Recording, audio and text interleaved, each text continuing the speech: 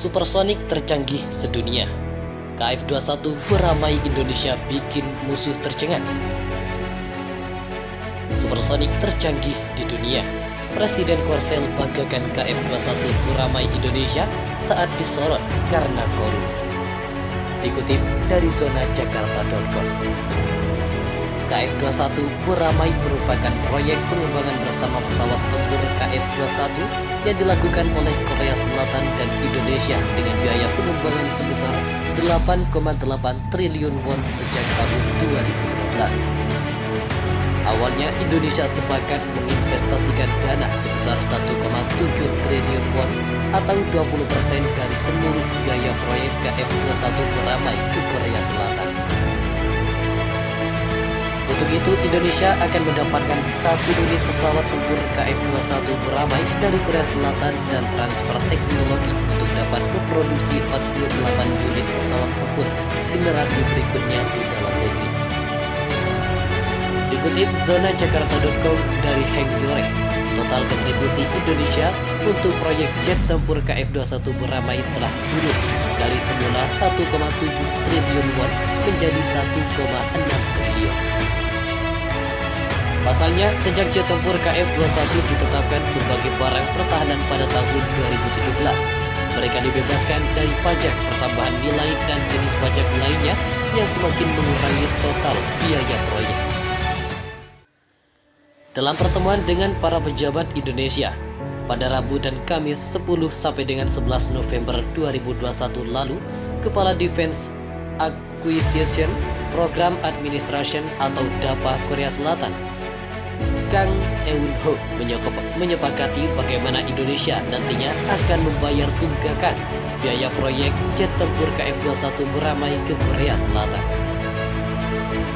Korea Selatan dan Indonesia mencapai kesepakatan pada hari Rabu tentang pembayaran yang harus dilakukan Indonesia untuk proyek jet tempur bersama mereka. Dikutip zonajakarta.com.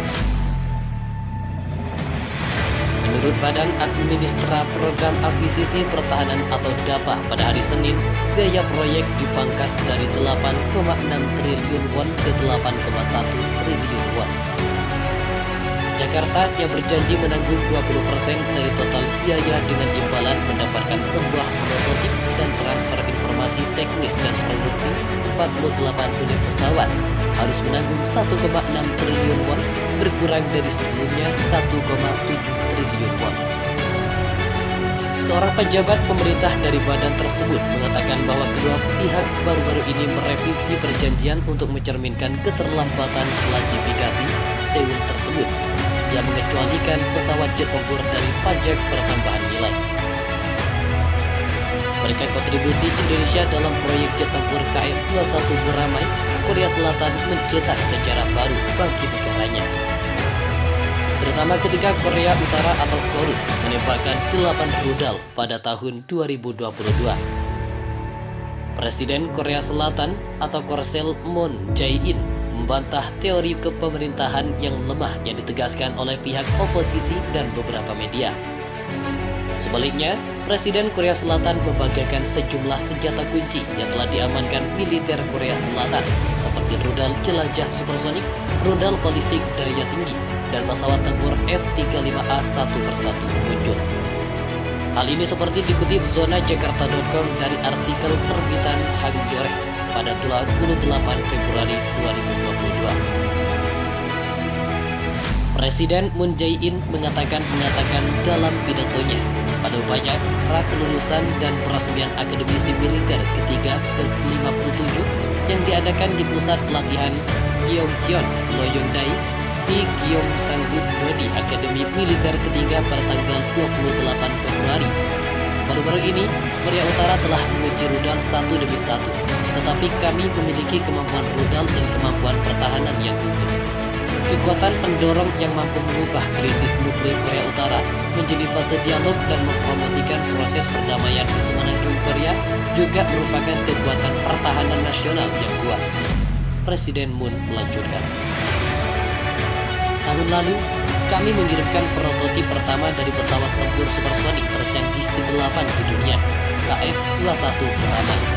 dan berhasil meluncurkan rudal balistik yang diluncurkan dari kapal selam atau SLBM ke-7 di dunia. Kami juga sedang membangun rudal Korea Kubah besi dan sistem pertahanan rudal yang dapat memblokir ancaman tanpa celah, katanya. Jet tempur KF-21 Buramai buatan Indonesia dan Korea Selatan sendiri dijadwalkan terbang perdana pada tahun 2022 ini, tepatnya pada bulan Juli. Terima kasih telah mengunjungi channel ini. Kami hanya sebatas menginformasikan, Andalah yang memutuskan.